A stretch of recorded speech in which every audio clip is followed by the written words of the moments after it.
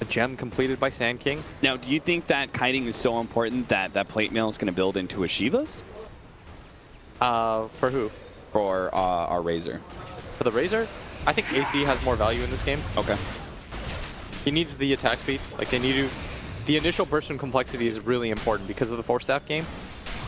If I'm looking at them, they don't have any 4-staffs on their side.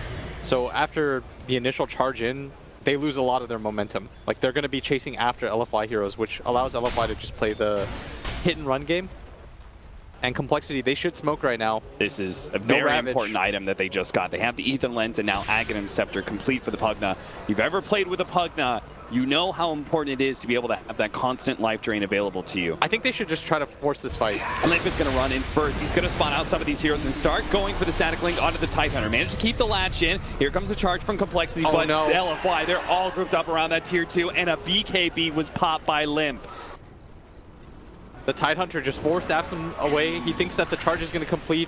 Just miscommunication, and I think they've missed their timing window. As in 30 seconds, Inflame, he's going to have his Ravage up, and... They just go for the tier 2? Yes. That was Roshan? That was really well done, by the way, by LFY. They understood their timings. They said, we wasted a lot of our spells. They're going to try to look for a fight. This is clear as day. Let's just wait by this tier 2. Farm is not worth it in a situation like that. You don't risk that farm, because the team fight matters more. I mean, that was also got to be a mistake from Complexity, right? The Razor putting himself on the front lines rather than having the hard disabler. It was just awkward because they wanted to really force that engagement, and they felt that somebody from LFY might pop out. Yeah. But everybody from LFY, in this tight ball, they're not really concerned about the initiation, because if you look at how the fight starts, the only way that Complexity starts the fight is through the Spirit Breaker charge. They don't have a Blink Dagger. Kyle, gonna charge out. But not easy for them to take these engagements. And as this game goes later and later and more 4-staffs start to come on the side of LFY, their lineup's just going to get better and better. And Lim recognizing that, saying this game is actually going on too late, he picks up his level 20 talent, which is the armor, and then in turn goes ahead and tries to build towards a Hurricane Pike, it looks like. 4-staff first, just in his mind, 4-staff is going to counter him too highly, so he might as well have one of his own. Yeah. What happened to his plate mail? He decided against it. Yeah, he was just holding it in the quick buy. He didn't actually buy it yet. I see. Okay, and it is going to be the AC for the Lifestealer instead, as in mid lane, the Ancient Creep is out here. That is a very dead creep, and they get him. Managed to get the burrow, but he still has the rage up, goes for the TP out, the physical damage coming in close, and that sniper actually is the one to stop it. With the assassinate, they stop the TP and immediately head to Roshan. Oh man, he tried it the first time, but this time LFI were completely prepared. Super, instead of going for the right click, goes to the cancel onto the assassinate, knows that it pierces the spell immunity. Very well done as the AA Ice Blast comes in, but I think LFI is going to commit to it anyways. Yeah, they know. They're just too strong with the Lifestealer. Not their Complexity. No real way to be able to fight this one. This game looks so promising for Complexity in the early mid-game. Razor's going to try and... No. I thought maybe he was going to poke at it. It feels like it's been like 8 straight kills on the side of LFI. Since the mid-game, it feels like they haven't been touched whatsoever. Their clean play has just elevated them so far. 2K ahead now. The last time they got a kill was around that 18-minute marker when they managed to kill Monet. It was nearly 5K in favor of Cole. Yeah. And the XP goes the same way, and they just started feeding kills away. This would have been a huge upset. It can still happen, but... It's getting harder and harder every minute that passes. Yeah. LFI are not rattled at all. Even with the early game going so poorly, they kind of compose themselves, and it feels like Complexity falling apart a little bit. One fight could turn things around for them, but with the Aegis in hand, I'm not sure they want to take it. Charge on to Monet. They know the Tidehunter's at bottom lane, but they just can't catch these heroes fast enough. And look, with War Division, they spot him the entire way through. It's so hard for them to take any sort of engagement because they don't have a stun follow-up. They've got one stun on this team, and it comes in the form of a Spirit Breaker. Yeah. You get BKBs and 4-staffs, that becomes nearly impossible for him to complete. I think we were talking about this when we were casting the North American region together. Spirit Breaker was so highly valued at that time, but when Spirit Breaker is your only form of initiation, Force Staff's coming in, it just looks like a loss every single time. Yeah, what was it? The he is super far forward. LFY are trying to get around. They are going to be able to get behind this tier 2. They're going for Moo immediately with Assassinate. Moo, it takes a lot of extra damage off that one. Will end up going down. Lim takes a lot of damage away from Monet, but the Death Ward's going to be able to chase him away. They actually go for the kill on Monet. Still, Chessie trying to finish him off, but he's going to be kited around. Monet's actually stuck against Flip. They're going to be able to finish him off. The Ravages miss time. It doesn't hit Chessie, but they're still slowing him down. He starts going for the kill on his super. Moves to help out. He starts life draining away, and there goes the Aegis. The Epicenter doesn't do a whole lot, and they're fighting around the shrine now. LFY in flame. He's dropping low. Now the super. He's back online in the low ground. Doesn't matter. An ultra kill for him. He goes for a deep freak as well. Almost able to finish him off. Looks like they do get him down. Lip is able to run himself away. Chessie with the buyback. Does manage to get one kill. They're looking for super. He managed to force Staff over the cliff, and Kyle couldn't complete the nether strike. That was such a necessity for Complexity to be able to get that extra kill on the super. They fought back on 3 heroes and only got 3 kills for LFY. They committed so heavily for that fight. All they were able to grab was the Aegis and the Gyrocopter. The Witch Doctor is an afterthought. I mean, this game has completely been blown open as LFY now with a 7K lead. They didn't even grab the tower. That gold lead just stems from the buybacks. As we see here in the fight, Limp goes in a little too early in the backline. It's such an awkward initiation for Complexity every time. So uncoordinated. I mean, you saw the way that the Razor ran away as Kyle and Chessie go for the charge in. I mean, I can at least say that maybe Moo and his positioning, like maybe that was intentional in a way because they wanted to go for a buyback fight, but every other part of that fight definitely was so uncoordinated from Complexity. Yeah, you can feel them. They know that the game is slipping away from them. Yeah. They're trying to make these desperation plays. Communication becomes a little bit more awkward. The gameplay is just a little bit less tight. Look, it's super. With the Mjolnir, Mask of Madness, he is laying in the damage, attacking so fast. Now he's got the knockback distance as well. With that kind of attack speed, you're really going to struggle to stay on top of that sniper if you can even get there in the first place. And that's the problem we're seeing in a lot of these fights where LFY with Monet and Inflame on the front lines, Super is able to just play the back and start out all with an Assassinate most of the time. I'm not sure if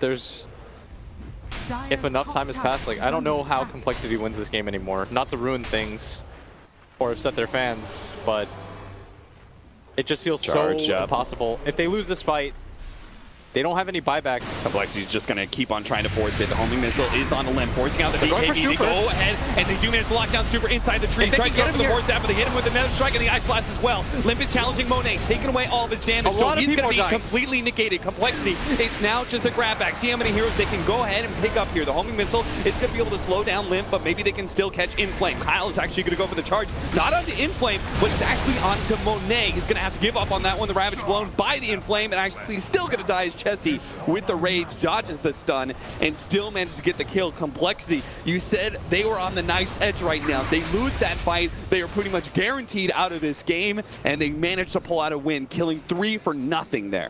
Desperation play, but it works. They finally managed to grab Super. The positioning from LFY was so awkward. If they're able to stop the charge, the fight's done. And there's no buybacks. So Complexity are going to try and force things, hoping that the buybacks are going to be used, but they're going to quickly find that they could just take the tier 3.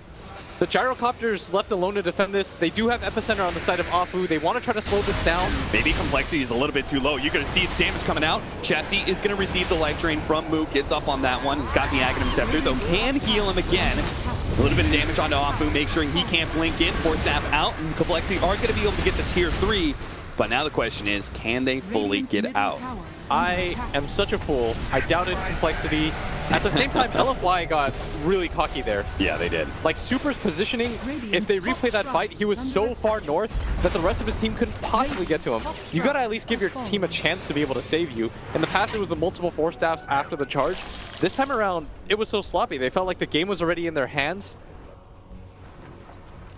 And all of a sudden, Complexity, they're looking at a lot of potential items. As we go over this team fight replay again, you see Kyle has Super stuck inside the trees. I don't think he realized he was the one charged. I thought he was going to be, he thought, I'm going to be the sneaky guy who's sitting in the trees and they're not going to notice me and I'm going to get a lot of damage out, but it's actually quite the opposite, that he's the first one isolated. Unbelievable. They have like one chance at that, where Kyle has to get the charge on the super. That's their only stun. So now, upcoming items, Lim's got his Shiva's complete. Lifestealer almost has the AC, so double armor items are going to make a huge difference in their survivability against not just the sniper, but even Monet's physical damage that was becoming a problem as he's looking to complete his Scotty. And then Moo, who's been... He's been focused so many times in these team fights that Sankey immediately tries to jump him, but if they can actually get a BKB, the Pugna has a lot more turnaround potential. So many times the Assassinate is what finishes him off, but if he can have the BKB, turn around and life drain, things could get really sticky really fast for LFY. Yeah, now suddenly LFY are the team that are stuck inside their base. They don't feel so comfortable taking these engagements anymore. Yeah. They do have the Ravage available, but... He really wants that Shivas. Again, both teams are just thinking about the same items.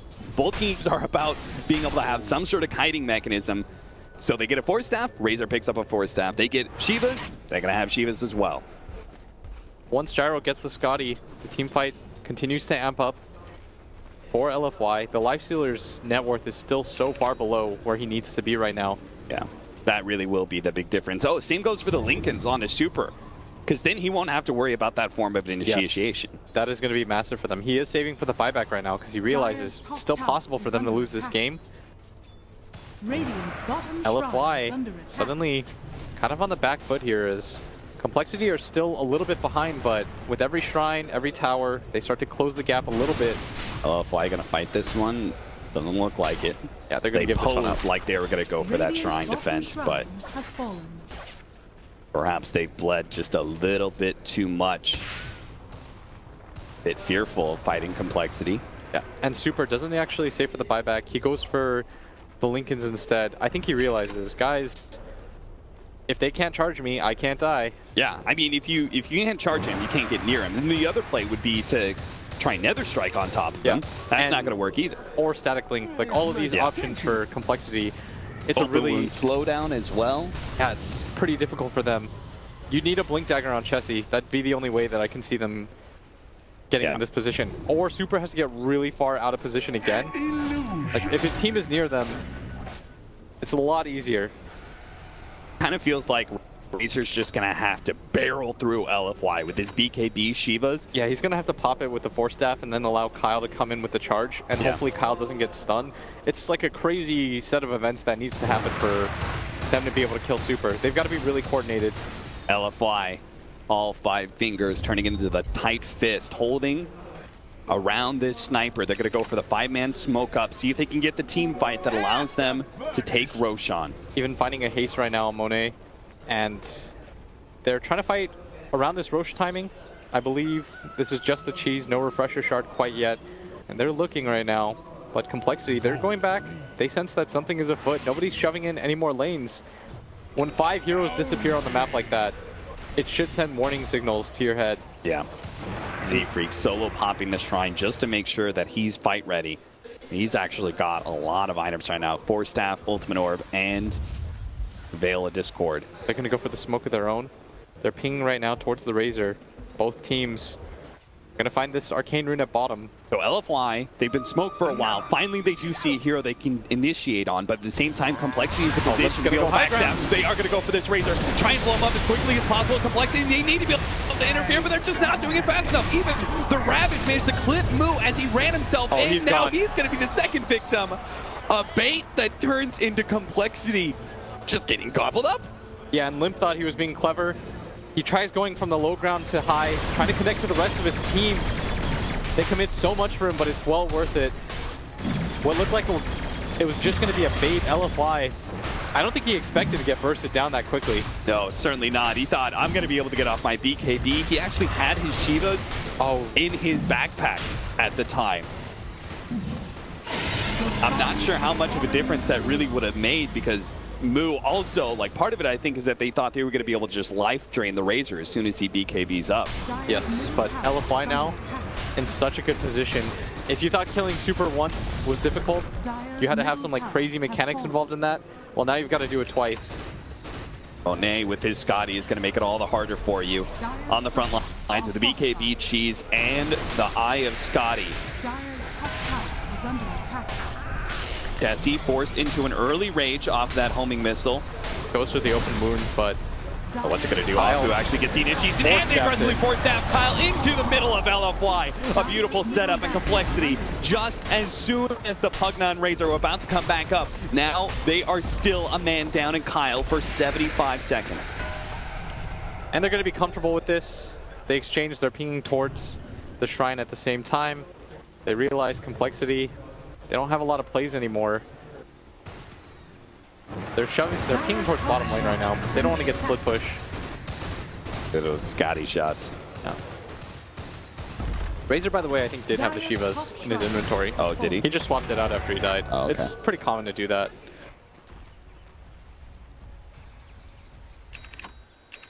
Trying to finish up that Hurricane Pike So for many items Limb, now. so he can have a little bit of extra. Yeah. Yule's Scepter for Sand King.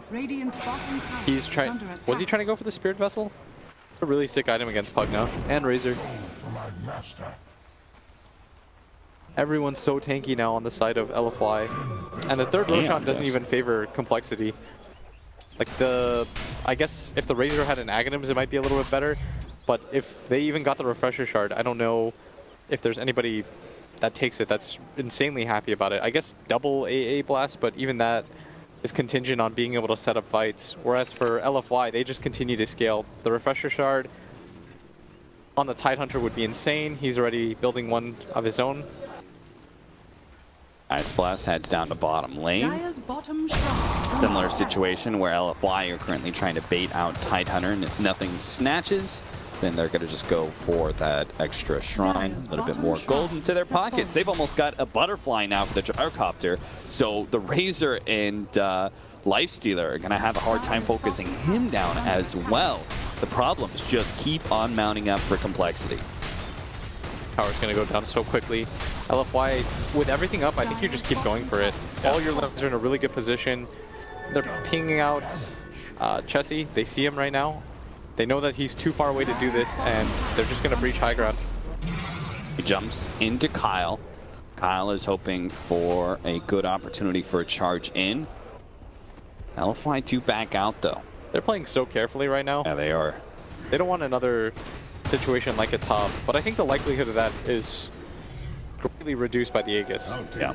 Well, they don't want another situation like their series against Newbie.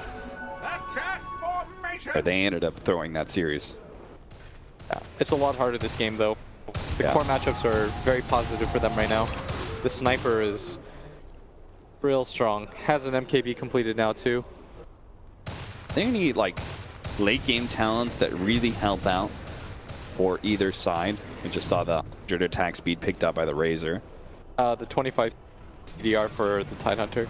On top of his Refresh Orb that he's pretty much got completed. It's going to be really valuable. Yeah. If they choose to wait for the third Roshan, it's probably theirs. It's kind of a win-win situation for LFY if they think they can win the fight. You go for the Aegis and the Refresher Shard. If you get it, great. If complexity come out to fight you, then you think you can win the fight anyways, and that'll end the game. Spirit Vessel picked up for Witch Doctor, as you said, really good against the life drain of the Pugna. And our Witch Doctor has 7 charges left over from the Urn of Shadows, so he's got a lot to play around with. Oh, they finally fixed that? Yeah. Kyle, by the way, has 800 HP talent. That'll be pretty big. If he can get there. Currently level 20 right now. Did go for the 400 charge speed. You can understand why their charge is their best form of initiation right now. Yeah, Refresher, though, completed by the Tidehunter. There's the level 25 for him as well.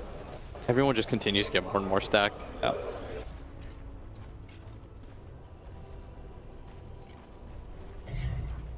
Seems like an insurmountable advantage is being built by LFY. Carefully building until it will take a near miracle for complexity just to be able to defend against this next push that is coming in.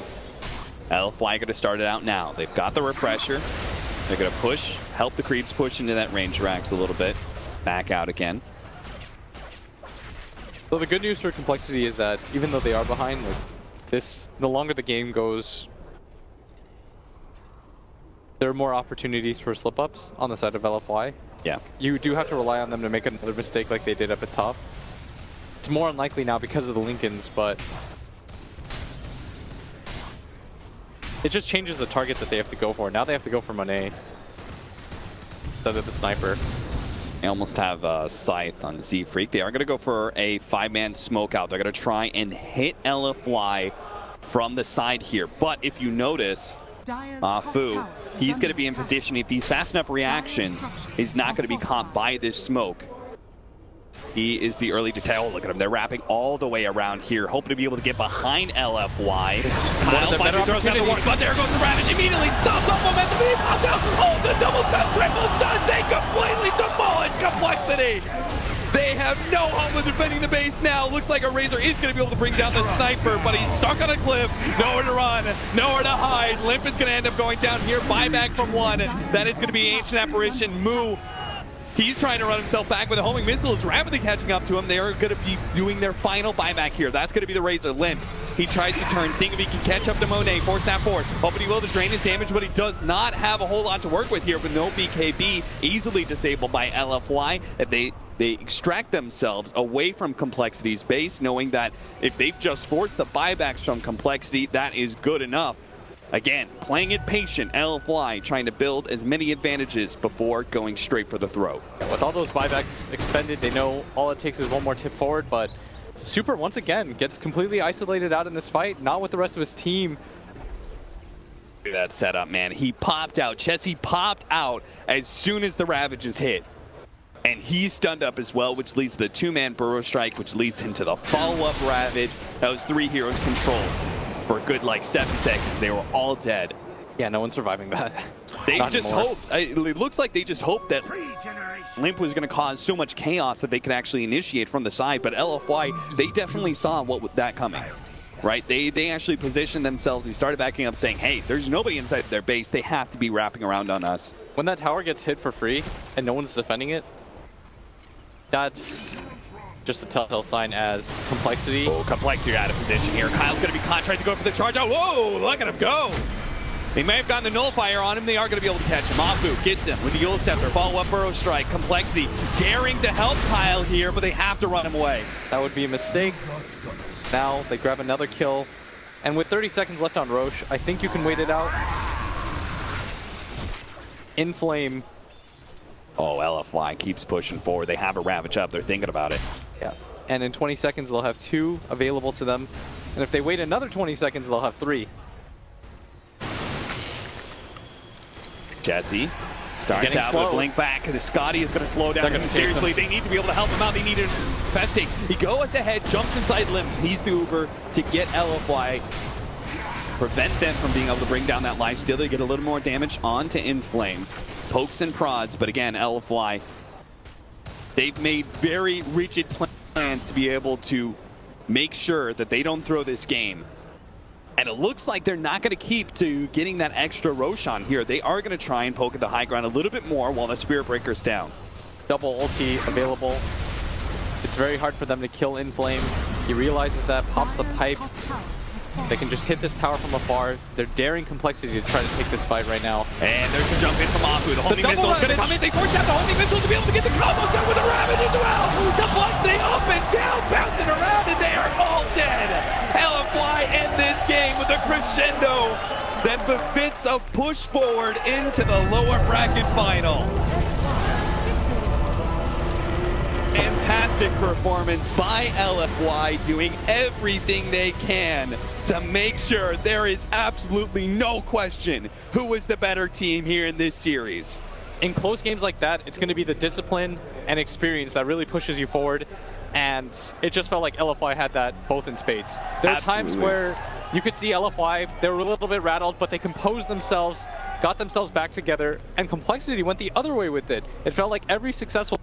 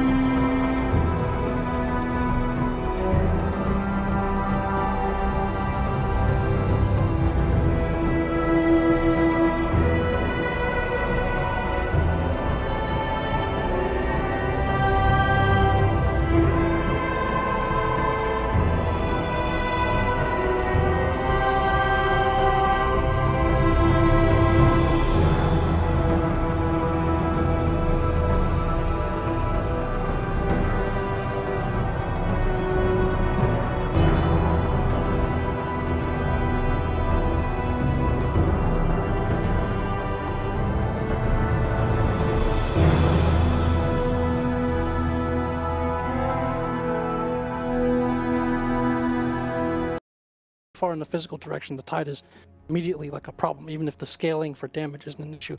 For the Enigma, it's more about if you have like an unmanageable lane, being able to pull that back, being able to assure that you can farm the jungle as well, but maybe less about actually pressuring the enemy safe lane or whoever the matchup is, as long as they have some way of dealing with the Eidolons. So maybe that might be the difference there. Tide also benefits more from these smaller items. I think that Enigmas, we saw the build, it was used Midas into BKB or Blink Octarine. You go for like these bigger items, maybe scale a little better, but for Tide, you can start with the small items and take those skirmishes as well.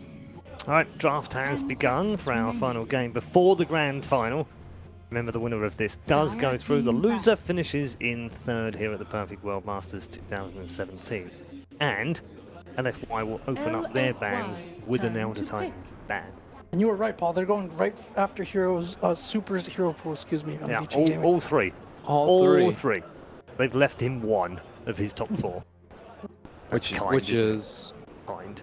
What is the other one? No, it's a Venom, I think, or a Necro rather, which he doesn't play anyway recently, so it's not really like leaving him one, is it? I even think he's a Razor player too, so like they actually, I mean, he can still play Viper. I think Viper serves a somewhat similar role to these other three, but I think they're all subpar compared to the three that VG have. Yeah, I mean, next up on his list is Mirana, for instance, so he's, and that really falls off from his cores, so he's Mirana, Quap, Lycan, Pugna. None of them fill the same purpose as exactly. three, for sure. LFY's turn to pick. The Bane, Victory really have been favouring that quite a lot, and the Tide comes out. So they actually opted to skip the Tide in the first pick. LFY did, so they definitely have a solution to it. Like you're not going to pick an Augar when you're like, if you want the Tide or you expect to get it in the second pick. That's just not going to happen, especially in between these two. So banning out the Razor, I'm curious to see what their solution is to the Tide.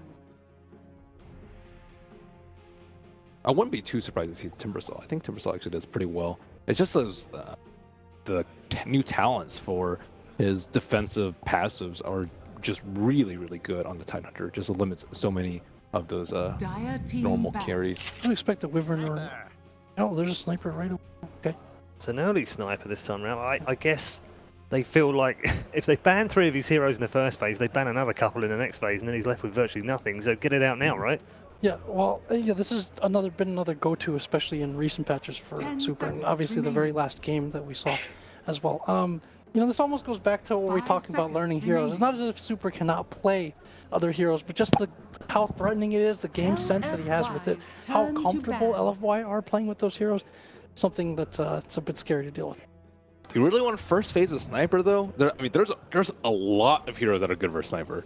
It's really hard for their offlaner. Oh, sorry, they're like mid and one position are also open. Normally the heroes that can counter him are going to be from those positions. Yeah, especially the ones that Vici have been playing, right? You talk about like a Storm, Slark. A lot of these heroes are not things that Sniper wants to deal with. Do they focus on the bans now to try and cover some of that? Yeah, but first phase of Sniper, there's only so many bans that you have. You only have 2 bans coming out of this phase. So VG, they take out the Doom, one of the better counters versus Tidehunter, and one of the better frontliners for a Sniper. You want these heroes that can create a lot of diversion, just like... Okay, there's a Storm. Yeah, Storm is one of the better ones. You can just jump on top of them. Sniper has no disables, no problem. And you're not going to build an Orchid or a Hex as a Sniper. And also, just in keeping with the philosophy, I mean, the Tide pick obviously also fits the kind of strong laner build for Vici. The Bane just being able to go anywhere and bully the lane that he's in, that's the kind of playstyle that they want. And if the Sniper has trouble in lane, we saw last game, it might not be as blatant as running a Spirit Breaker at him, but if you keep the Augar there or someone has to stay to help him out, that makes other lane imbalances even more pronounced in favor of Vici, a harder time laning. You can't help or rotate to the other.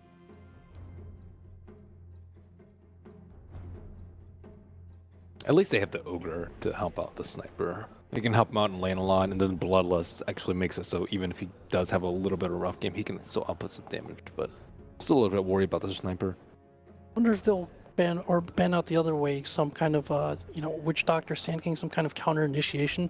We saw that play a big role in the last game, where even if you get to the Sniper, you have a limited amount of time to kill him before they drop their big spells on you, which Tide was a big component of that as well. Yeah, you definitely need something big to stop. So get rid of these. Beastmaster is actually kind of seen as countered by Tide, so I'm very surprised to see them ban that, but maybe they're worried about the other aspects of that hero. They had been first phase banning it against LFY quite a bit. 10 seconds. And also partly because of the synergy there. Well. All right, let's see. I mean, there's also many good position 4s to deal with. The sniper too. Blockwork, I think there's a Spear Breaker you can also play as a position 4 to deal with him, but might make their team fight a little bit light. LFY's team fight's actually pretty terrible, especially considering Super plays that team fighting hero. If you have a sniper instead of his like usual Death Prophet, and he's sitting in the back line, is not getting involved. Not to but start with, somebody has to get involved. LFY, they're not known as a split pushing team. I mean, maybe you can take like, you know, Morphling or something, go that route later on, but I don't really think that's the way that you want to tackle it here. Vici? Yep, kind of forces Sniper to get a Pike first, or at least a 4-staff very, very early on. Just a pretty great position 4. Can also keep the Augar in place long enough for you to kill him. I like Clockwork or Spearbreaker at the most as a position 4. Deal with Sniper. He's not afraid of running into the Augar as well in these early rotations. Neither of the supports for Vici are.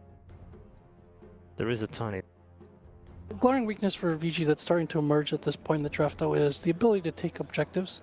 If one of their last 2 picks is another mobile core or a kind of gap closer, those heroes tend not to be good at taking objectives. So even if they get a good lane start, you have a hero like Sniper and whatever else LFY picks that can hold towers pretty well. So even if they get a few kills early on, it's going to be hard for them to necessarily capitalize off of that until LFY's teamfight synergy can take shape, if that's the direction that they keep going here.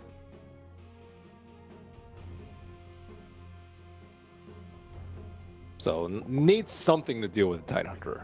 Most carries one-on-one will just get obliterated, especially when you have these 2 super strong supports from VG. This 4 and 5 combination they're both like really, really tanky. They're great setup for lanes, and they can almost beat any support one-on-one if you trade. Like, you know, Disruptor or something like that is just going to get slaughtered by any of these 2 running up to lane.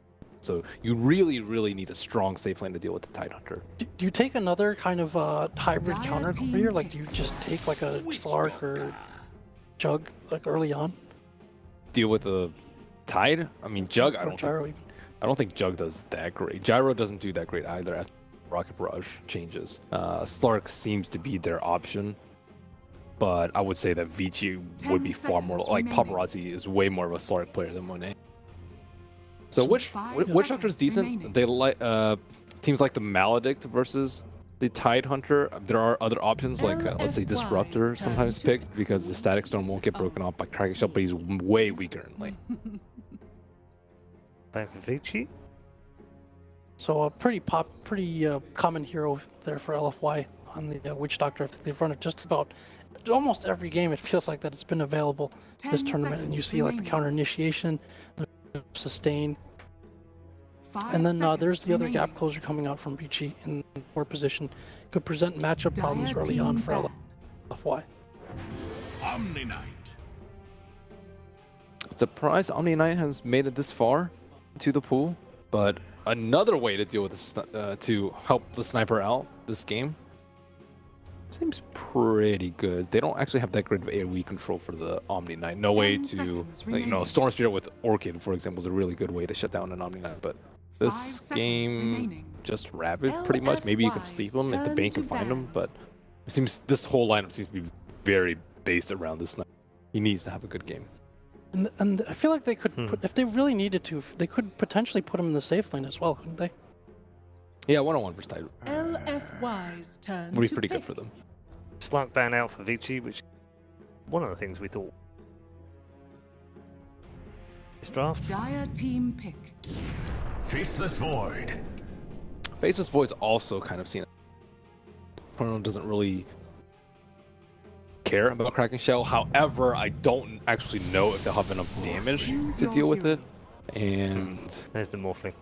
We did say it might come out. Yeah.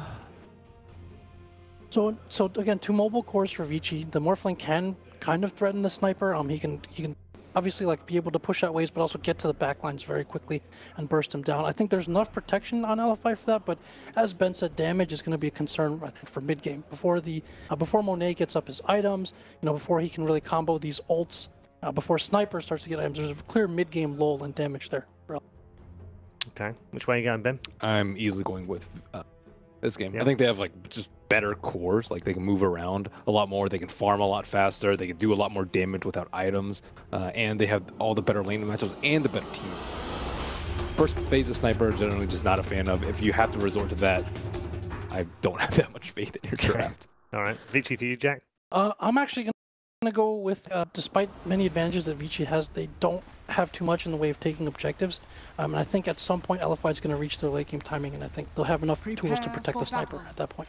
All right, very much. Time to head into the arena then for our first game of the final series of the night. An all-Chinese affair to find out who goes through to the grand final and plays newbie. Time to hand you over to the L boys for an L of a time. Thank you so much, Paul. My goodness gracious, what a character this guy is. But it is an all-Chinese affair. Lacoste, my man, we're going into this one. It's the lower bracket finals, Vici versus LFY. I think some people thought that this could have been the grand finals. What do you think about these two teams in the draft? Well, yeah, sadly, the strongest region is out. For those who don't know, Complexity lost. For this team, I said LFY and Vici were the strongest one, in my opinion. Newbie is there, so one of them is going to go out. You can see the difference in the banning stage when the two Chinese teams clash. You can see the DP being banned out in the first stage, DK, even Medusa as well. Yeah, saw down there as well. The crowd reacting to Young 11, doing a little bit of taunting, while also Monet not shy about getting in on the action as well. I feel like we're infecting the Chinese servers a little bit with our taunting and everything else that comes out. But it's still a good time, as it looks like Vici will be able to secure the body rooms. Yeah, Tidehunter against Void. I mean, Void and Witch Doctor lane. I guess with the Void pick, they were trying to get that hero that shuts down Tidehunter pretty much completely. You can't use the Kraken Shell or anything. You can't. But I don't know when this world comes online, to be honest. You have a Sniper as well, who's not that good of a fighter early on. You have Omni Knight as well. Yeah, it's a little bit of an issue, as we see Ori there with the blink first, able to dodge away from that Ignite that came out. And, well, so far getting a couple denies there on the Sniper. But yeah, that is an issue. Thinking about the damage that they can actually throw into the Chronosphere. Yeah. People talk about like the time lock talent at level 15. That's a ways away before things start actually kicking off. And they're gonna need those levels up, so I think their lineup is gonna shine around, let's say, 25 to 35, and gonna scale well into the late game.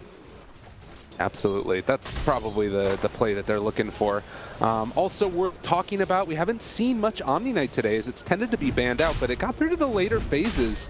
Do you think this is a mistake? Like, how scary is this hero to you nowadays? Mostly, it is banned out. Oh, is he dead? Yep. Okay, never mind. Fenrir knew that. The strongest hero in the game gets the first blood. You thought I was gonna say died, but you were wrong.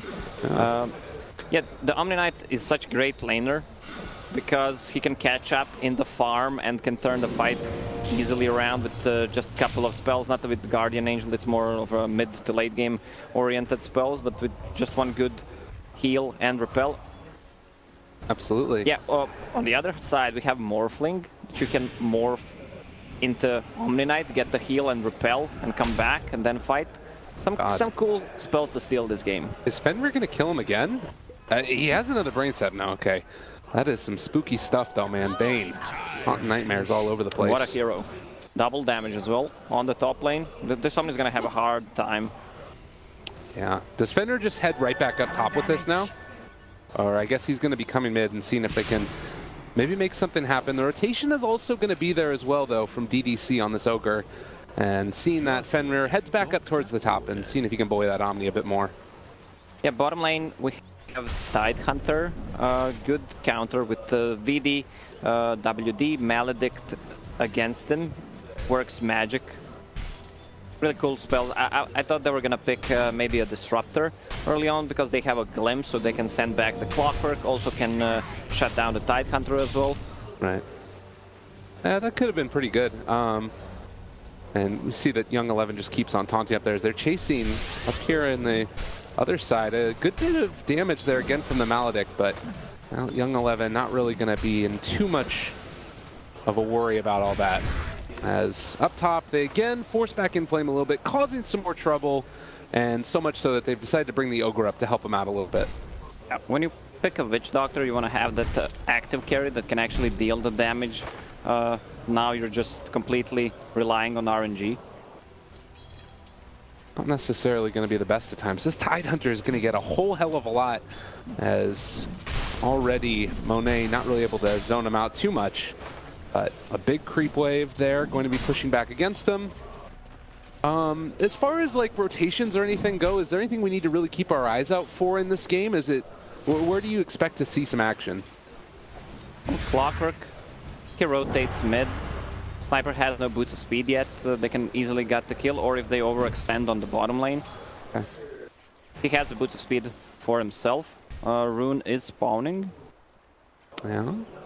And Young 11. Oh, haste as well, spawned bottom. That's a really nice rune for Clockwork.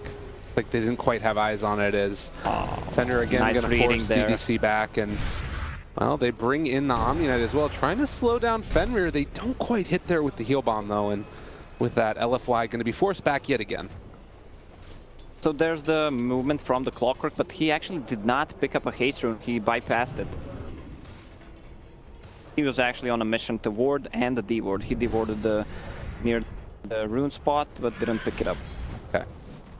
Well, as far as the CS is concerned, we're seeing that Morphling is off to a hell of a time already. 30 and 24 on this Morph in comparison to the poor old Faceless Void down there bottom, 26 and 8, who's, you know, so he's had a good time, but he's not shutting down Young 11 as much as they might have wanted. I mean, it's still a Tidehunter. He can easily recover with 2 levels in Kraken Shell. I'm not sure they can take him down with some lucky bashes, like 2 bashes in a row. Lanham just camping that haste rune on the bottom. Ready to go in somewhere if the need arises, and it looks like bottom is where they're going to be looking for something as they are chasing. From Young 11. He wants to bait them into this one if possible. They have the Maledict down, not a ton of damage, but Afu in some trouble now as Lanham is going to start to go for the chase. Can they run him down? With a rotation from DDC, it seems like it's unlikely, and in fact, he's just going to drop down those cogs and push them back. Yeah, Augar rotated, no mana whatsoever. Just dropped one Ignite. Oh. I don't think even without Augar going, they couldn't even score a kill. Okay, let's see if they're gonna go on that Young 11. Not lucky with the bounces, but lucky with the bashes. The Anchor Smash finally comes out, but it's a good amount of damage, and as they chase forward, it looks like Young 11 able to back away. That's a Tidehunter at the end of the day. Yeah, with the magic wands, he just heals up. Maledict deals no damage. Hard hero to deal with. Well, they're gonna need to be careful about the rotations coming up in the next 2-3 minutes. Queen of Pain has TP ready. He's gonna have Sonic Wave up. So she can easily just TP and help the lanes out. Morph 33 denies. That's what? Like that's a lot of denies, man. Like that's the XP of the 8 creeps he killed. Yeah, that's pretty crazy. And already level 6 for him. I mean, Morphling, as far as like this hero snowballing or anything, he feels like he's much more the farming type anyways, but how big of a concern is this for you right now if you're LFY? They don't have too much lockdown for that Morphling, no stuns whatsoever. Besides Chronosphere, he can just, no burst damage as well, he can just morph out of any danger. It's gonna be a super easy morph game. All right. Well, Ori making that rotation like you were talking about. They have Lanham here as well. Afu able to back out for the moment, but could run into some issues here as Lanham heads back towards mid. The ward was down, and now it looks like the Quap is going to head back in there as Sniper. Lanham in a lot of trouble. Yeah, he walked in for that one. Instead, they're going to try and turn now into Super, and Lanham just going to drop. So a little bit of an odd play there by Vici. Even with Queen of Pain, I mean, Queen of Pain is level 6. She has 2 points in Scream of Pain and 1 in Sonic Wave. They don't even have enough damage to blow him up. Well, bottom lane again. Young 11 caught, but not in too much trouble as they're bringing in Lanham yet again. It's a lot of damage with the heal bomb, and it looks like still taking some of that magical damage. He's gonna live through it. Raindrops saving lives yet again. Ultra defensive build on that Tidehunter. Even with level 3 Kraken Shell, just getting that magic wand plus Raindrop works really good against the Maledict. Radiant's top tower is The call for the shrine as everybody heads over to this direction. They shrine up after Augar takes the illusion rune, and now they're going to head out around the map. Do you feel like either are they making this move because they feel like they need to do something about Morphling, or what's this rotation about here? It's just Augar picking up the XP because of the rotations that Omni Knight made. He TP'd bottom, so he wants to collect the XP. He might be in trouble though. Yeah, there's the rotation from Fenrir, and a good amount of damage coming out as they're already taking that tower and going to waveform through. They do TP in with one now. Can they actually still find this kill? As Paparazzi very low, able to turn it though, almost taking down Afu with the waveform through. As Fenrir trying to back away. They've got Ori coming in as well. This could be really big if he wants to go for the snipe, but it looks like Vici instead just going to call off the charge and realize LFY can't stop him. Yeah, LFY is wasting a lot of time. They're not getting anything out of it. TPing bottom, trying to help. TPing top, not getting anything in return. I mean, Void is still free farming though. He's going to have that Mask of Madness timing around 10-minute mark, which is great. But who do they kill? They need to kill Morph, which is pretty hard. Maybe a Queen of Pain lock down her. It all feels really hard, and Paparazzi right now in a position to start to put some more damage onto this tower. The rotation over. They are going to be able to hit the cask, but not really doing that much. I guess one thing that's kind of nice is like Maledict against Morphling. It's the percentage-based damage at least. Yeah. Burst damage, okay, he has it level 2, 24%. Kind of cool at least. See if it ends up paying off for them later, but I agree with you. This could be a tough one to try and find that kill on Morphling, as instead it's Vici making the rotation bottom. He's looking for that rune. They have the Nightmare there. Going to take the rune. He needs to skill it. All right, well, he ends up going for it. Turn around the Sonic Wave, every damn thing. And Vici take the kill. Well, maybe though. With DDC here as well, they've already killed off Fenrir. This is going to be a bit of a turnaround. Ori able to get the blink away, but they have the Assassinate on top of him. And the Maledict damage, this is actually going to hurt a fair amount. He does have wand charges. Yeah, he's going to be fine. A good trade for Vici once again. They traded Bane for a Void. Void needs to find an opening with that Chrono. And again, the main target you would imagine would be a kill onto that Morphling, but maybe they need to settle for something a little bit less tasty. As Monet is going to head over towards mid, smokes up. Okay, Witch Doctor just popped the Tome, is level 6, they just smoked up. They're trying to find a kill on Queen of Pain. That's the kill they're looking for. And anticipating Ori's rotation, but able to get the blink away. Monet not quite quick enough there. Wow, Ori with the quick fingers. Once again, this is the third rotation from LFY. They can't find any openings. Oh, Queen of Pain with wasting so much time. You have two carries on a mid lane who are farming. I don't know if they can pressure the tower. Witch Doctor with a good positioning though. Yeah, trying to find them. They do get the Maledict, but again, all of this expended for a clockwork. I mean, I guess, yeah. Okay, but they lost the tier 1 tower on the top. Morphling Kit almost has enough gold for Ultimate Orb. It just seems like such a good Morphling game. Yeah. Is there a timing though where LFY can make something happen before Morphling comes online, or do you not think so? They need the Witch Doctor and the, I guess, Void to lock him down with some extra burst damage from Purification. Maybe even Sniper. They're gonna have two Mask of Madnesses on the side of LFY. Right. Uh-oh. Well, again, they found one, and they do have a Fiend Script here, so just gonna right-click and beat down the Augar, who walked into the wrong neighborhood. Paparazzi gets the last hit. That's the ultimate Orb Gold. Almost has Lincoln Sphere. It's 13 minutes into the game almost. Like, Paparazzi's gotten everything that he wanted and more in this game. He has almost 50 denies. Guy's a player. 100 last hits as well at the 12.5-minute mark, and not really looking like he's going to slow down anytime soon. I don't know. The play that they could look into is have a Omni Knight at the right time, at the right positioning, trying to turn around the fight with the Purification and Repel.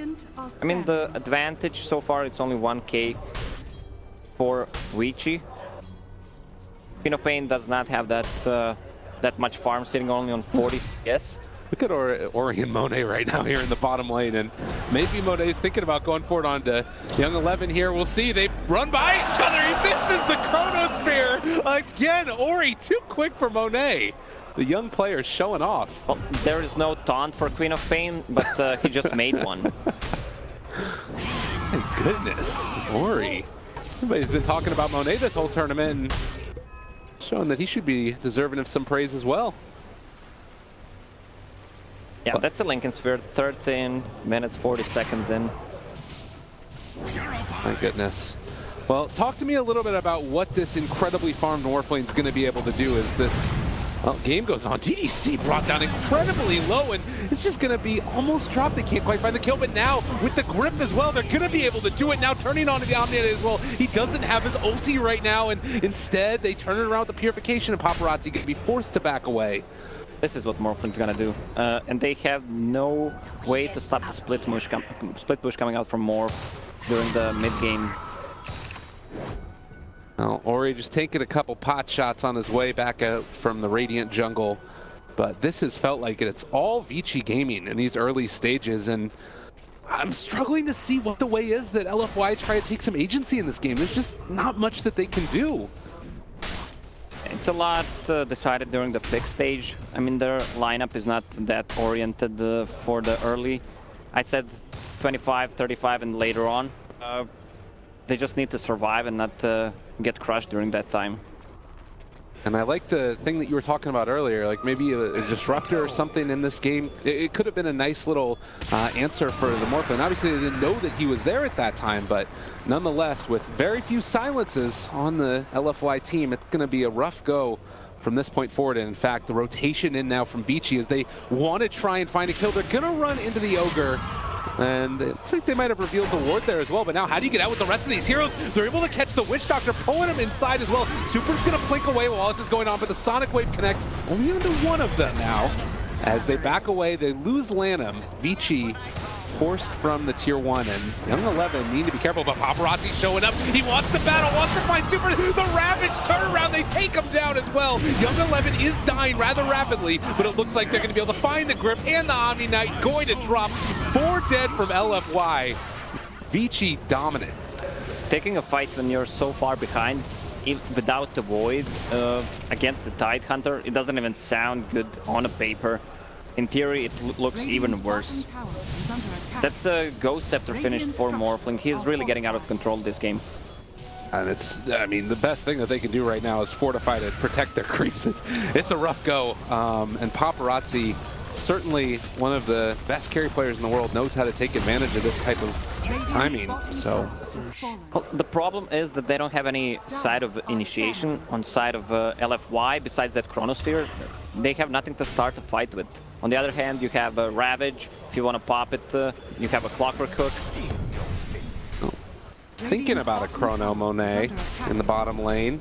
They do have Maledict and Witch Doctor Death Ward back off cooldown in 4 seconds, but bottom lane is Paparazzi just pumming away here to Inflame. Nobody else wants to rotate. He's just going to solo kill him.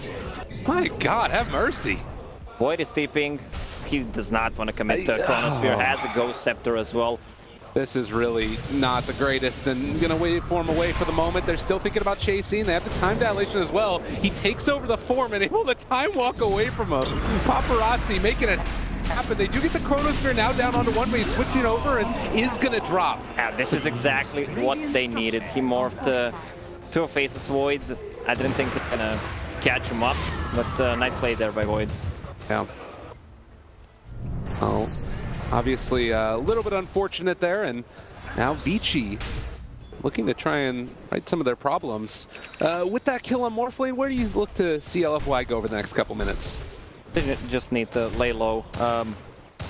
Face Void has Diffusal Blade, so with the next Chronosphere, he's gonna deal so much more damage, getting close to that level 15. I want to see what he's gonna go for. He's gonna build towards Lincoln Sphere, so he can't get shotgun from the morph because he's gonna die. Might as well go for a 300 HP talent just to survive that, or has a Shadow Amulet now queued up. Shadow Blade. Huh. All aggression all the time. I mean, he has missed a couple of those Chronospheres, and maybe if he was Shadow Bladed in those moments, they wouldn't have been able to react as quickly. It's one of the ways to deal with the morph. He can't morph inside of the Chrono. Oh. Maybe just catch him up, catch him off guard. Gibson Knight up there, Young 11 and Inflame, as they're going to head back the other way, but they commit the Fiend Script for this now. Repel wearing off very shortly and able to find the turnaround. Sonic Wave, Ravage, everything used, and Inflame still able to walk away. Monet shows up, and they're able to get the Nightmare down. Doesn't have the Diffusal Blade out. Young 11 is actually very low here, and he might end up dying to the Sniper. And now Fenrir also getting tracked down and killed by Monet. They find Young 11. Vici just throwing this one away now. Yeah, really nice play there by Akfu. I love this guy's name, Akfu. So he used the cask and woke up, faces Void, so he can actually deal the damage. That's really nice. Don't want to wake him up straight. Well, Paparazzi, level 16, and getting closer and closer to that E-Blade is up top there, pressuring that out, but I guess I'm thinking about like other morph targets for him. There's not really many that he needs to be going for with the new ability. I guess the one that people talked about was like repelling himself and then morphing back. Yeah, that, or he can Bloodlust himself as well. Oh, hey, there you go. I guess at the end of the day, though, he's also just going to have that E-Blade done soon, which might not end up mattering, as LFY taking down the Tier 1 tower in the top lane, while they send Monet and Afu mid under the cover of a smoke. And it looks like they call out that this is where they want to fight. Yeah, Chrono is up. They know the Ravage is not ready. Oh, they're running right into the middle of him, but they get the silence off. He's not able to make it work, but the cast to turn it, and that should keep him alive, and they missed the hook shot as well. All right, that was a cavalcade of miscast spells. Yeah, Queen of Pain didn't want to show any items in inventory. She bought the whole Orchid from the base. That's what surprised the Void right there. They should be able to devour this. Yeah, it should go down shortly. We'll see if LFY now, as Paparazzi is pushing down bottom. Does look like he has that Ethereal Blade coming out to him now, 20 minutes in, so in spite of that death, Paparazzi's still very farmed. Okay, that's EB completed. Let's see what the Omni Knight has. He has a mech, so he's gonna be hard to kill with just a shotgun. Fenrir, again with grip, but not wanting to open up on this. And it looks like they're also going to back out with Paparazzi. So Vici not looking to try and take these fights, at least yet. Maybe they could look for more pick-off-oriented play, I guess. They're fine. What they can do, maybe even sneak into Roche. Morphling deals a lot of damage, and Tidehunter can tank it with the Solar Crest on him. That's one of the plays. You can see the GPM differences there. Just a much easier game for the Morphling so far. It felt like Monet's had to move around the map and make a lot happen in this game. And speaking of which, they are again rotating through the river. See who they can possibly find. They don't know that Tidehunter just picked up a Blink Dagger. Usually you don't see the Tide blinks anymore. Ravage is kind of buffed with the AoE. The travel speed is the... Oh, and they're trying to bait this out. Are they going to go right now onto the Morphling? Afu, they walk forward. They see Young 11 there, but they might not be prepared as the hook shot comes in. The blink in, the Ravage onto 3. They're taking him down. Gold caught in the cogs as well. They just tries to get off the ulti, but he's going to be gripped off to the side. DDC going down. They're looking for more over there in the trees as well. They have gotten away for the moment, but Ori eventually finds the kill, and Afu just trying to hide for all he's worth, but that guy is gone.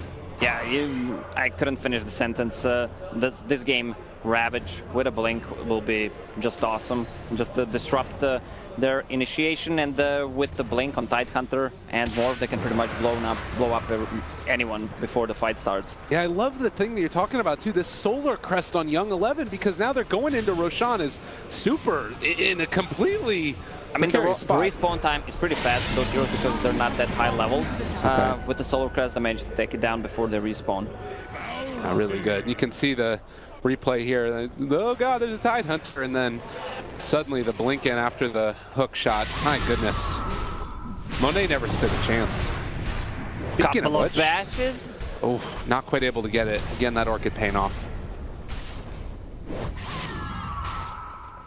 Well, Lacoste, it is 23 minutes into the game. It's 14,000 net worth on the Morphlane. How are you feeling about this game right now for Vici?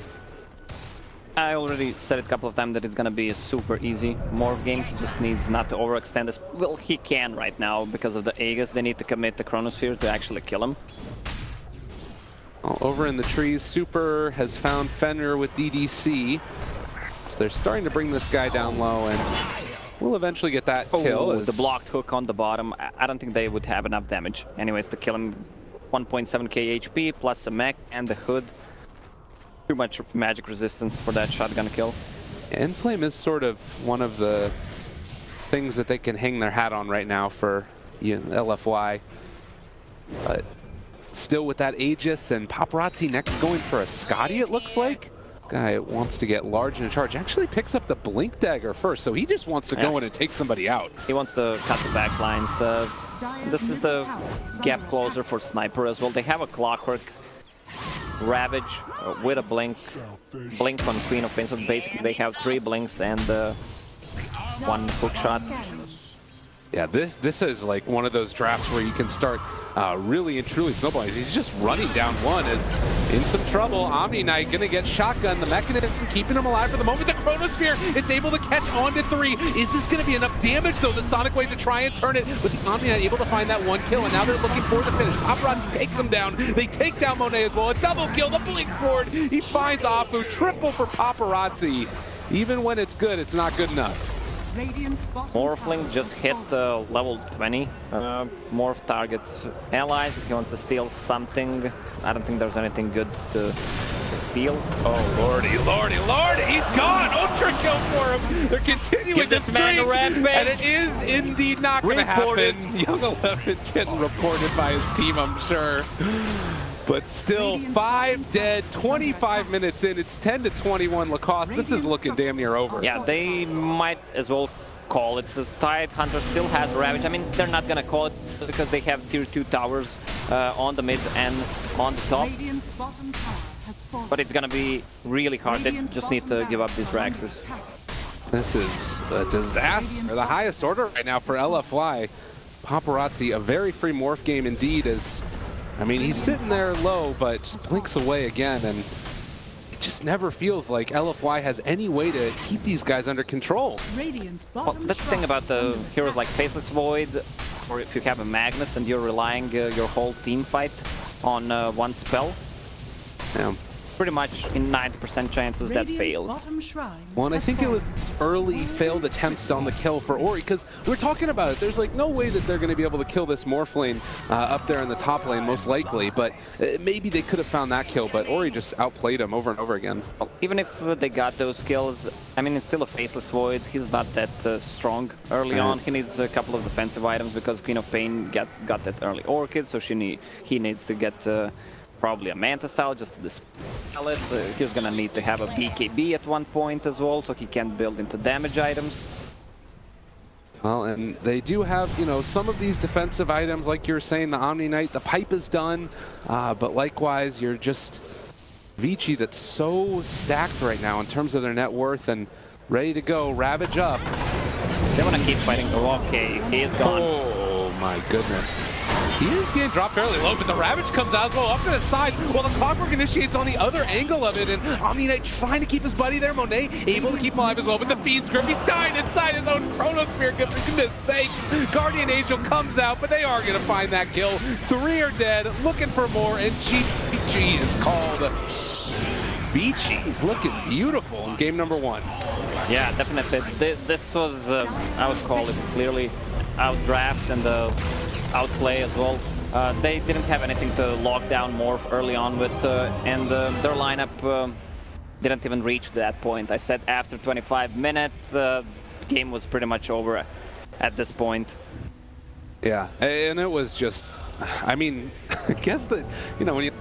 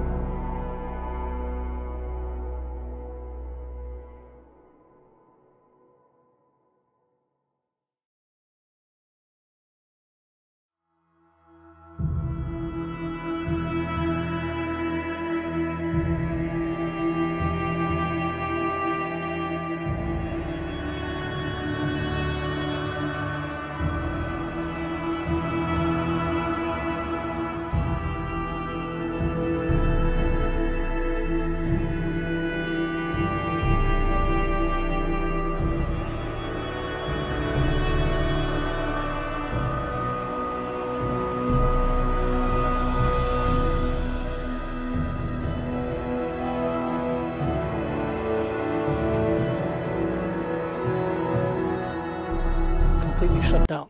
If they pick a little bit more in that direction but maintain the synergy that they focus on, I think they have a good chance. Good stuff. Draft is momentarily about to begin. We'll drop you in there. The second game that they played, LFY versus Vici, by the way, they went Wyvern DP opener. Okay, so LFY don't have, or they have first pick again. I would be surprised if they ban Razor. They ban Razor at this juncture. I don't think they ban Razor here. I think leave it open. Leave it open. Yeah. Take it very first overall, and then Vici. The problem is though, it leaves the Omni Razor core opener. Yeah, that's fine. That's good. Well, Vici might take Omni at that point, but I don't think they ban Razor here. I think Vici definitely banned the Death Prophet, and then you're left with the first phase Razor for LFY, and then after that, you're comfortable with the hero for Super, and then you can proceed normally. Same bans. I don't know what they banned out instead, though. Maybe... Wyvern, perhaps? Maybe Omni, actually? I think if you take Razor, yeah, I think that's the one you have to ban, don't you? You have to ban Omni here because you know that Vici are not going to take it, and if you leave it open, they could open the two. But then Razor's a good matchup versus Omni though in lane. But I think overall the team fight might be a little bit scary. Okay, yeah, they're going to stick with the one that you mentioned. So Vici, do they want to ban the Death Prophet here? Now you have to worry. You know that they didn't ban Razor, so you know that they're probably going to get it in this very pick. Or not. Ooh, now. But they could. The Omni Razor is open if they want to dual core this. Do they want to though? It's kind of. It's been so successful, it hasn't lost. Every time it's been first two picked, that combination, combined with all sorts of other stuff like the Medusa, has won the game. It lost LFY, the upper bracket. It lost Vici against Newbie in the final game. They're both aware of it. They're going to go for it. Okay, interesting. Now that leaves it the other way. Tidehunter's just been super successful though, and then now that I think they should probably pick up the Razor, although maybe someone else might play it. Okay, so this is different. So this is good. They don't feel like they need to rush Super's hero, which is very, very important. I think that was the biggest downfall that they had in the entirety of game number 1. Be interesting to see over the bans now, Jack, won't it? Do they carry on banning out superheroes? Not superheroes, supers.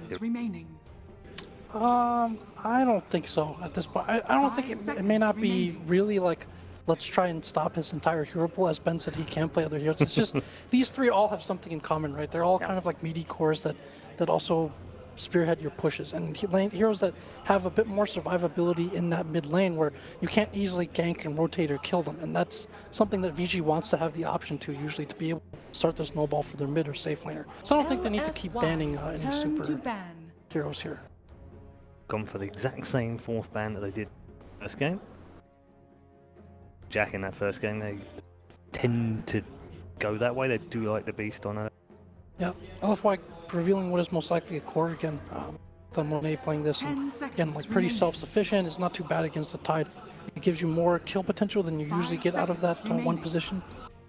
It's way more active as one than what they had previously. So, I mean, this definitely makes sense for them. I definitely expected Razor though. Especially when the Tide came out, but maybe they're in for more surprises.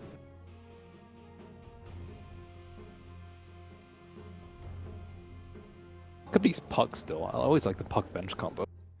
Swap's always pretty nice, although your team fight's still going to be very, very weak versus the Tidehunter. I don't know. I don't think Venge does particularly well in lane Tide. It's not awful, but it's not great. I don't think that's a kill lane. Augar, Venge versus Tide. Huge amount of Puck, does he? Plays some. Enough, I would say. Yeah, enough to be He's not competent. a Puck expert, but he's proficient in the hero.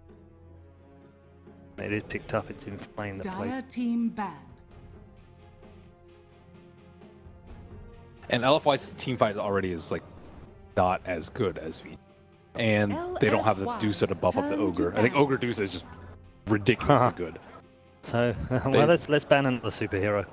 I think this time it's fine though, because there's not, like, what other mid heroes synergize well with right click and synergize well with Bloodlust? Yeah. There's what, Storm, SF, TA maybe? I do not think he's a TA player, so that leaves. I mean, and Sniper of course, which is banned out. So I mean, the options are pretty limited for. But yeah, this is who the draft revolves around. Look at Super. Face of a man who's been banned out.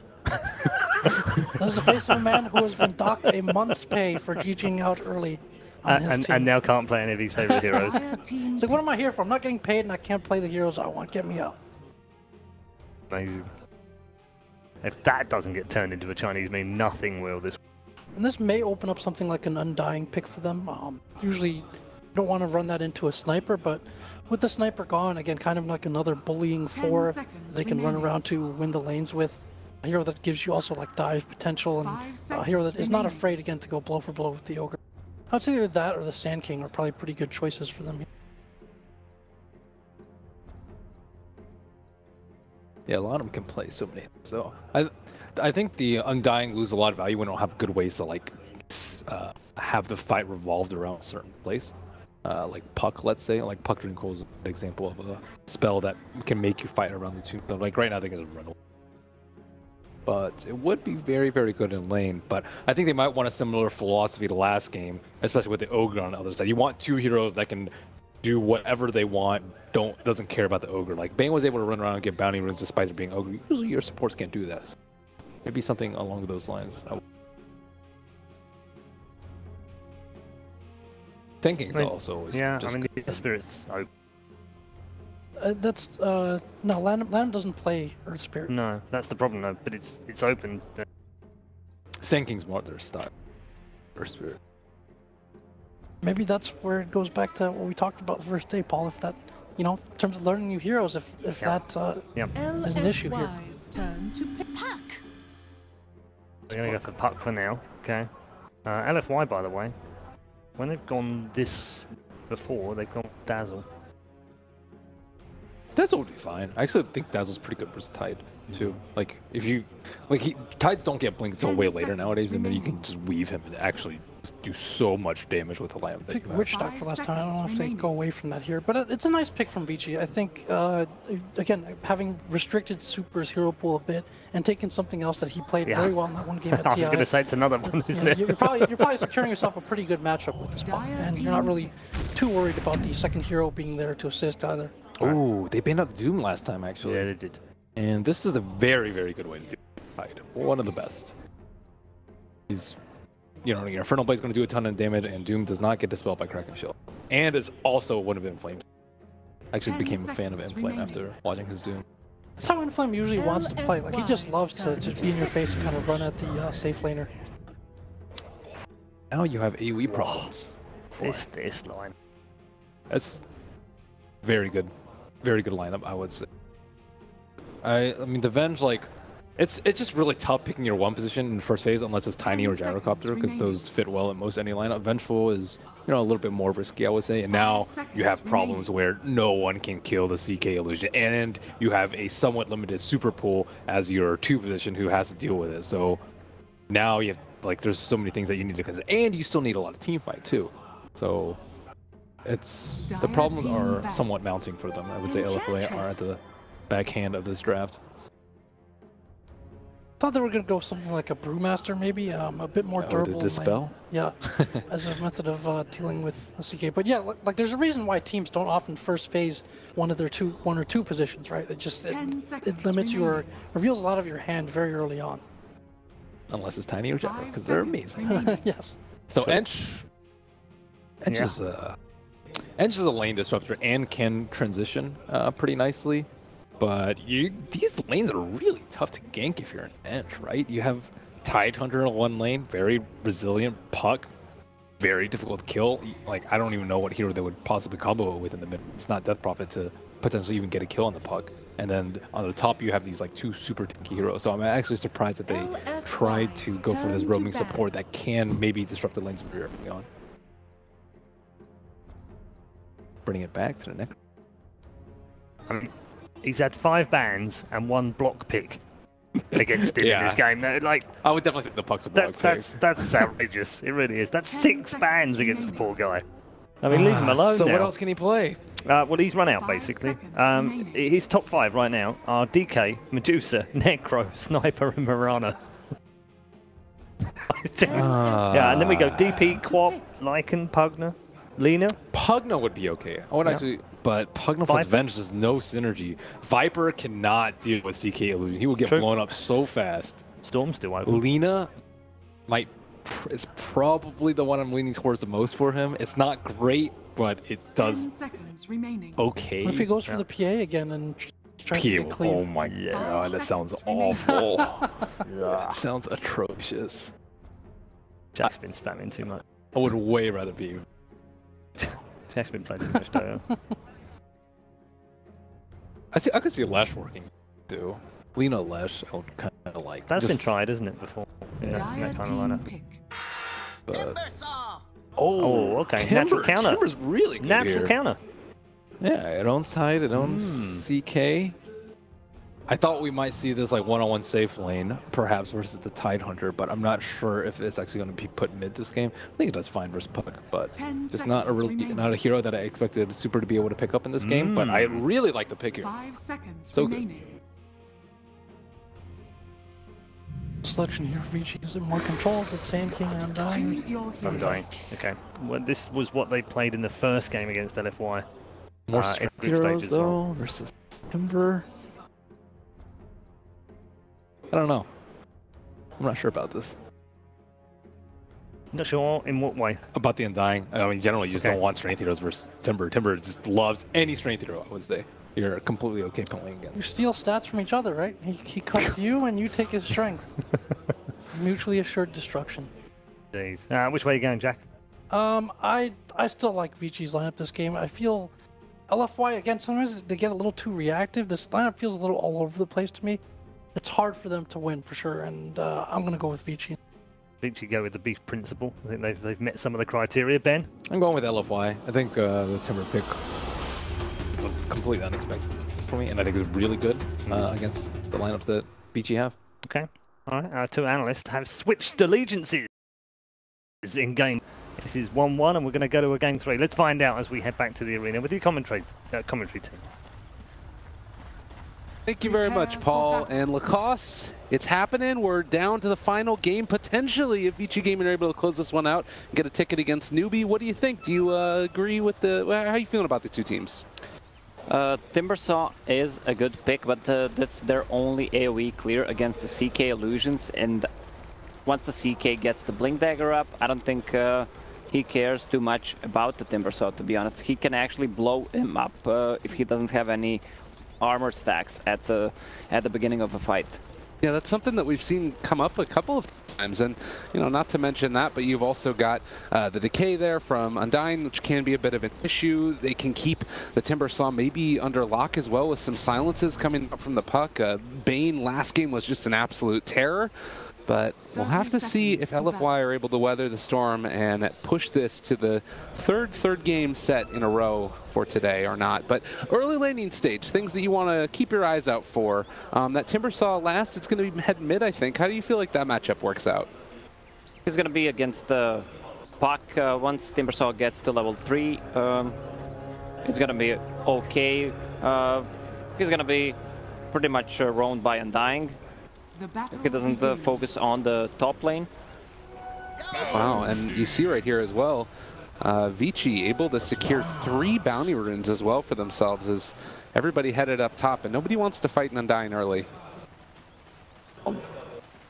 Yeah, that's why he's Undying, I guess. Well, Jack had a good point. Against the Timbersaw, they steal each other's stats. But the thing is, Inflame's going to be playing that Doom, which he really shines on. I mean, it's an Inflame with the Scorched Earth, so it's Inflame in the flames. I like it. It's thematically appropriate as Super able to get a first last hit there with the Quelling Blade, and we'll have to watch and wait and see if he's able to get to level 3 unhampered. As it looks like right now we got Afu sneaking for a bounty, or rather a courier kill. Isn't being sent out as of yet though, it looks like. Yeah, it's being sent out now. Well, Ench doesn't do anything for the first 30 seconds before the creep spawn, so that's the only thing she can do. On mid lane again, a lot of damage coming out there as they're just trading blows, and it looks like Enchantress might be able to find this on the return if they spot it in time. There are creeps there, but Afu not wanting to make that rotation yet. Instead, just gonna farm up, send that Wild Wing Ripper over to the bottom, or top lane rather, where Fenrir is getting a little bit fresh with Inflame. Can he body block him with the creep? They're looking for it. Fenrir sticking around, though, is going to be body blocked a little bit, at least slowing him down in his path back towards the safe lane. So far, at least, Afu, he's going to, I feel like, struggle a little bit maybe to make stuff happen around the map as bottom lane, Tidehunter not going to get hit there. Landham, in fact, is going to show up and, well, able to put some pressure back. Yeah, they feel like they can kill the bottom lane. Young 11 went for a Gush build with DK and Soul Rip. They might actually get a kill if they overextend. Oh, Lanham in some trouble, getting punched by DDC. The creep's chasing as well. He's going to do some damage. Does pick up the second bounty rune, but just going to get bullied here. They do have wand charges, able to draw first blood. DDC taking down Lanham. The Orb of Venom kill, huh? So it's a classic. And top lane, Reality drifting back in that Wildling Ripper as the golems are coming up as well. He's got two of them here and chasing as well. Are they going to be able to find anything? The 2-second stun leveled out there onto an inflame. But look at the damage coming out as well. Almost now paparazzi as well. As the golem is chasing, but they aren't quite going to be able to chase him down. Breaking the salve. Now slowed down by the enchant as well. They're bringing back in the Bane, looking for the finish here. And they're going to instead send him into the tower so they can break up into two and throw out a couple more shards as they look and trying to take down Fenrir. The Reality Rift back in again. Afu, it's going to fall. There was a cute play, but it wasn't enough. And it looks like that's going to be the end of it, though. They have 4 creeps, 4 stuns, and a shockwave from Doom, so that's 5 abilities. It's a lot of damage, actually, if they want to go for it. And hit one there onto Paparazzi, a second one now as well. Shockwave comes out, they still lose the Doom. As the little Shard Golems are chasing him down. 3-second cooldown on some of these Shard Golems as they're going to maybe be able to find the Paparazzi. There's one, there's the second, they find the kill. Afu, Micro God. Bane didn't, well, he actually could maybe cast a Nightmare there to save him, but cast animation on those Golems is really fast. Well, while all this action has been happening up top, 3-2 so far, it is Puck leading the last hits, albeit by a slow margin. 21 and there's another Sun up top, and my goodness, Inflame is just getting the hurt on him. Oh. I'm thinking about this Ench pick, maybe one of the reasons, if you can now take control over the illusions. So you can take CK's illusions and use it against them. Do you like that? It seems like it's kind of... It seems kind of hard to pull off, but it's better than nothing, huh? I guess so. It's a rough go for sure, but maybe it's what LFY need as a Nightmare is used now. And they're bringing in Paparazzi as the Reality Rift. My God, he's gone again. There's a lot of minus armor. And right now Enchantress going for the 1 in heal and 1 in enchant means no untouchable. Gonna need to level that up. I mean, there's no right clickers on the side of Vici besides CK, but still. Does do a lot of damage. Well, Afu comes back up top yet again. He has the Centaur with him. And they're bringing DDC this time as well. A level 3 Augar who now has gone for the 1-1-1 build. I guess the plus side of this is they are shutting down the CK a little bit in terms of his last hitting, but the kills are kind of making up for it, I guess. It's hard to dive Paparazzi, especially against the Untank who has level 2 decay. This is where this hero shines. The more heroes there are, the better the hero is. Even needed to go for any points in that tombstone yet as Fenrir shows up top here again. A battle lane if I ever saw one. But still, neither team feeling super comfortable making that first move.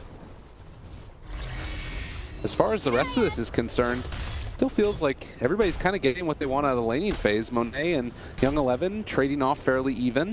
You should be careful as well for LFY. Puck is level 6 and has a TP, and that's where the hero shines. Just TP, use that coil. Oh, they're thinking about getting fresh here as they pull back in one. It's only a 1-second stun, but even still, the damage onto Doom quite significant. They chase, the stun to turn it, and Vici not able to get anything else. They got 2 Centaurs here, but yeah, it doesn't look like they want to try and take that fight yet. Maybe the rotation mid as currently Ori is able to get some free farm there. Timbersaw down by the bottom rune. He's gonna take the Arcane Rune. Has no boots. Oh my god. Probably gonna be a dead puck. Now looking for the timing. Does have another Whirling Death. Almost dead. Is gonna just punch him down. That's what you get for banning all my heroes. That's a big kill for a Timber. He's already having a good time on a mid. I mean, it's 40 against 40 CS. Middle tower is under attack. With the Arcane Rune and the Bloodlust. What up?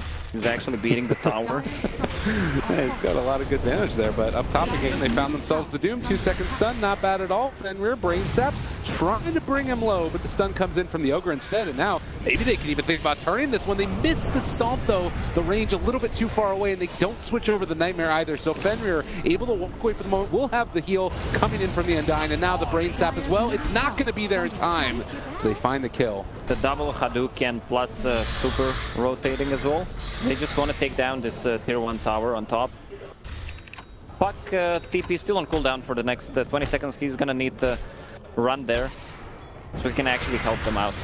Another reality back. They find themselves off. 2-second stun. Still no points right now in Untouchable, so they're able to burn him through. And now the Creep's trying to turn this one back around. They bring in the puck as well. Silence onto 2 of them, but it still might not be enough. They find the Fire Blast. They're under Paparazzi, starting to slow him down, but they're by the Shrine. And this might be a bit too much here as Ori, still having already used that Dream Coil, can't really force them to fight. Side TP'd, still saving up some points for the Ravage. Meanwhile, on the bottom lane, Monet actually free farming, now sitting on top of CS chart. And we've seen Vengeance get out of control in this tournament. If you're able to get enough farm on him and sort of pump faking the stun there as well. See if they can get Ori a little bit afraid. But free farm from Monet is mid lane. Fenrir able to keep a hold of this tower and make sure Super can't dive it. Just take down the tower. Level 8 with already finished. He's ready to fight. Has that soul and extra strength, extra HP that he needs. It's a very tanky build. And one of the more common ones that we, particularly with all the magic damage lineups, could still run into issues, I guess, with the CK and the armor reduction that you have there. Yeah, but CK is the only one who deals with right-click damage. Others on that much can deal, but that's real significant. This rotation, oh my goodness, fuck, they both dropped on the tombstone as well. Well, in the meantime, Super needs to call out the chase for Fenrir as this team is getting dove over there. They find the kill on and Super now just trying to run away. BJ, Ichi, make it work. Walk back, find the stun, Tide Hunter. They dove here in some trouble and Chakram every damn thing. Thrown out, he has the Ravage, but doesn't want to use it. Yeah, we saw that Timbersaw picked by Tide Hunter. He didn't have enough far early on to actually contest the Tide Hunter, just because of he steals a lot of stats and it's tanky enough. He's forcing you to use that Ravage defensively, or either you're gonna die. This time, Super with a Timbersaw might be actually a problem for this Tide Hunter. Yeah, it does feel like they've come up with an answer. The silence comes out there as well. Inflame not able to get the Doom off, but a bit of a peculiar start. Is 6-5, a 2,000 net worth lead for LFY, and it's mainly off the back of this Timbersaw. He's just moving from lane to lane, taking down towers as he tanks it up for his team, and kind of just playing that Super role. Yeah, unlike the previous game, they have a Doom as well to counter the Tide Hunter as well. There's nothing he can do about it. Dire structures are fortified. That's tough. Well, Ravage is there. They can walk in and try and defend this as rotations could come from the puck. He doesn't have a TP, but he's walking in instead. Off to the side. Does have that on the mid lane. They are able to take down the Banes. Now Vici now not feeling as confident with this fight. They're gonna have to walk away. They swap back in one. It's all gone terribly for Vici. They're almost able to burst through. Are they gonna be able to find a kill? Not quite in time. But still, that tombstone is down. Can they find any kills here on the LFY? Monet trying to run away. He is gonna end up falling. In the meantime, Young 11 also in some trouble, though. Ori, seeing if he can clean up on the rest of them, and they are going to be able to make it happen. The silence is there. On to Super. The last one looks alive here as he is going to be gripped and killed off. It works for Vici in the end. They're going to shrine up once again Young 11 with his positioning. The guy is just insanely good on those initiators. And the axe, you name it. Some clutch RPs, even when he plays Void. It just looked for a moment there too, like they were going to be able to find this kill onto Ori, but getting the wand off, able to back away, and then Lanham showing up as well, dropping that tombstone. They like sort of focused it, but that meant that they were also going to lose Monet. Rough stuff indeed. Look at what Puck has queued up. No blink deck, just straight Dagon. What? Ori wants to kill some people, man. He's about it. Now, speaking of killing people, he's going to orb away from there and looks to make his escape unless there's the swap to pull back in the magic missile. The sleep comes from Fenrir trying to keep his buddy alive. They do have an orb back up in a second. Is going to be able to walk away yet again. The rotation in from Paparazzi. They find the kill. Wow, double kill. That's actually 5 kills when they tried to go for a Puck 2 times. Clutch save from Fenrir there, just buying enough time for him to actually have his spells off the cooldown. I feel like we need to be talking about Ori a little bit more. This guy, like the quad play in the last game, constantly getting away from the rotations on him here on the Puck. I mean, granted, he's playing elusive heroes, but he's playing it well. Yeah, indeed. I called it out. Once again, no taunt on the Puck, but still, the guy's making some serious jukes and taunting the enemy team with it. Well, taking a look at the net worth now, it is still LFY favored, albeit a smaller margin than it was before. And as far as the game goes, they still don't really have an answer for the TK, do they? Or do you think the Timbersaw is enough of an answer? There is an answer coming out from Doom, building towards Crimson Guard, which might be the answer against all that physical damage. Okay. That could be kind of cool. And I guess that it's sort of that big AoE helping them out and grouping together 5-man. LFY, they've been able to take down most of the towers. Tier 2 on the bottom is gone. Do you expect them to try and like keep this push mentality around the Timbersaw? They might want to try to force a fight on mid. TK Reality Rift is down for 40 seconds. It's hard to push into Ravage. I mean, Timbersaw is not that farmed yet. He still needs a lot of gold. What does he need? Like 2k gold? Yeah. To finish the item. And I guess also getting into that later talent as well, the 5 reactive armor stacks, which can help keep him even more survivable. What about he gets 100 damage with a Bloodlust and Vengeance Aura? Hey man. Just kidding, it's a pretty shit talent. Oh. I talked to Ben about it, asked him what would the number need to be so you can actually pick the talent. He said 250. Well, 250 is always the answer. Absolutely. Super again, getting gone on mid. They have the tombstone down, and the grip is there as well. He's low, but not low enough. Never mind. The Ravage comes out silenced and killed off as well. Now Inflame trying to run away as well as Monet, but they pull him back in, starting to swap away. He doesn't want to be there anymore, but he's able to walk away as well. It looks like everybody from LFY is getting ran down. The 3 cores are gone, and DDC also not long for this world. Vici Gaming are just too freaking good. Way they play around the cooldowns, Young 11 once again with some big AoE Ravage. I don't know, man, that guy is just a beast. Can I say that I'm a big fan of him? Absolutely. Absolutely, because I am. Well, your buddy, your big fan is, might end up going down unless he gets away just barely again on absolutely nothing. And LFY, they just want to find a kill, but they're not even going to get Fenrir. And the patented Blink build again coming out, but you can see this replay. Oh man, that was a dead super. Fenrir once again, look at the replay. Wow. Oh. The grip to set it up. Yeah, even in the previous game, he had a couple of 4 to 5 seconds grips. Has fallen. Yeah, it's definitely looked quite good. And well, 7-14 is the score. 16 minutes in, it's a 1,000 net worth lead, but this is again the type of line lineup where it feels like CK could potentially get out of control unless LFY find the answers soon. I'm sure if it's coming quick enough. Yeah. Okay.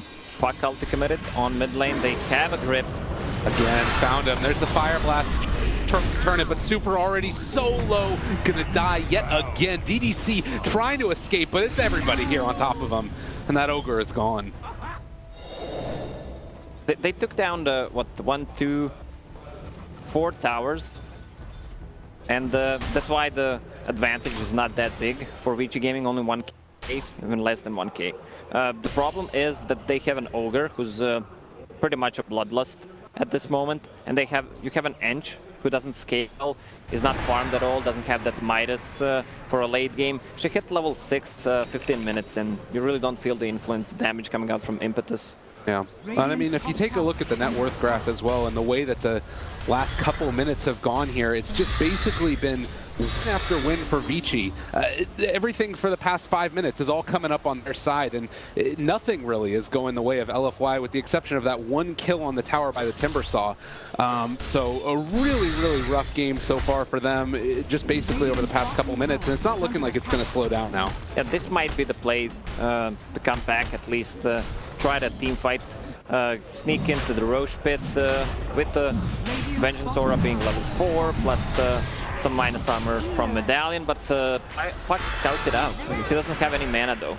Oh no. Well, and Super, left alone, away from the rest of his team, just dropped. And now Vici, if they want it, they're going to Reality Rift in DDC as well. The Crimson Guard, it's something, but is it even going to be enough? It looks like the answer is no. Ori on a killing spree. Oh, the Region Rune on top as well for that Puck. Whoa, that's going to be huge. Now they can move in and take down Roshan for themselves if they want it. Oh, it just goes from bad to worse. It's terrible. Tombstone plus illusions don't disappear anymore. On Roche they deal 80% less damage, but still you can tank up with it. Oh no, and Ravage just right on top of Inflame. They pull back in the Doom. He is gone. Monet also gripped from the other side of the mountain, and that's going to be a pullback in, a kill again. GG is called. 18 minutes in. 18 minutes in. They've had enough. Pack it up, guys. We're done. Wow. Dire victory. Wow, that was quick. I mean, previously they were in a little bit of trouble as well for the GG out, but I think this one's somewhat warranted. And Vici gonna have themselves a date in the grand finals with Newbie, a rematch of the upper bracket finals. What the hell? I'm kind of stunned. I didn't expect them to GG out this quickly. Yeah. I'm always for a GG if the game is over, but this was really something. What a performance by Vici. Yeah, and as far as like the lane setup, it was just everything after that like 13-minute mark or so. It was all going their way. It felt like LFY, they were on a timer to get stuff done, and then they didn't get anything done. Well, after those few rotations from Ench, you didn't really feel the influence of him and Augar at all. They kind of pressured the tower a little bit, got some kills in the trading kills. That was pretty much it. The bottom lane, Venge didn't do anything. The mid lane, Timbersaw got some farm, but they managed to blow him up. Once again, Young 11. Yeah. I don't know, I would say Young 11 plus Fenrir on that Bane was just amazing. His positioning, I know what you're going to say. You're going to say Ori, right? Well, no, Ori was really great, definitely, for the series. But I guess the question that I have is, did they even take a tier 2 tower? On the bottom? On Vici? Did Vici take a tier 2 tower? No, no. What? This is the fastest GG ever.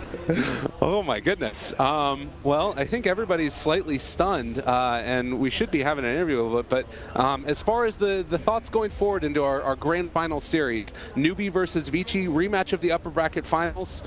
I mean, if Vici play like this again, are we going to see a 3-0? What are your thoughts? I don't think we're going to see a 3-0. Newbie seems like they're playing better and better as this tournament progressed, so we can expect a close series. All right, everybody. Well, that's going to do it for us. We're going to send back to the panel to finish off our day before the grand finals. It's going to happen tomorrow, but first, back to the panel.